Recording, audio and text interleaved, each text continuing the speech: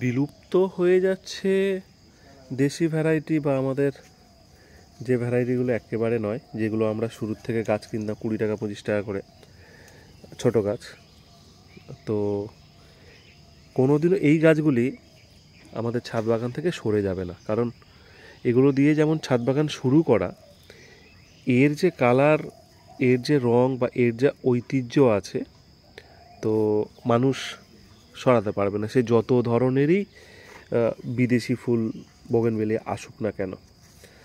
বিদেশি bougainvillea video করার মারফত যেটা জানতে পারলাম, অনেক ভ্যারাইটি আছে যেগুলি বছরে একবার ফোটে, দুবার ফোটে, এর বেশি নয়। কিন্তু আমাদের এই জাতগুলি 365 দিন ফোটে। তো সুতরাং আমরা প্রত্যেককেই চিন্তা করব যে আমাদের কী ধরনের গাছ করা দরকার। দেশি বোগেনভেলিয়া যারা কিনছেন অবশ্যই করে কিনুন, বেশি করে কিনুন, এবং এক লাইনে এক লেভেলে যদি বসান রীতিমতন কিন্তু ফুল পাওয়া যাবে। তার মধ্যে এটা রাখুন, এ কোনো সময় ফুল বন্ধ দেয়নি।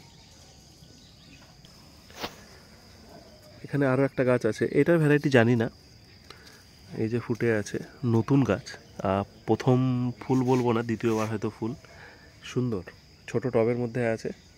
তবে এটা একটা নতুন কালার, ফুল আসছে, ব্রেজা পিচ। ব্রেজার যে ভ্যারাইটিগুলো সত্যি দারুণ ভ্যারাইটি।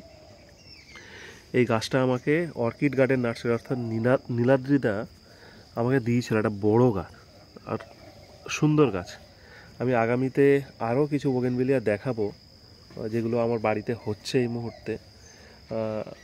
সত্যি ভীষণ ভীষণ কালারফুল, নতুনত্ব আছে। আর এই বোগেনভেলিয়া নিয়ে এক একটা মানুষের, যারা বোগেনভেলিয়া স্পেশাল গাছ করে, তাদের পাগলামো সত্যি চরম পর্যায়ে।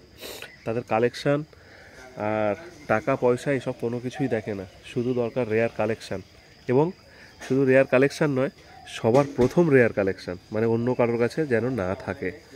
এটা একটা চরম ব্যাপার। কম যত্ন করে, এগুলো যত্ন করতে লাগে না। দোআঁশ মাটিতে বসান, গাছে ফুল হবে, এত কিছু ভাবার কিচ্ছু প্রয়োজন নেই।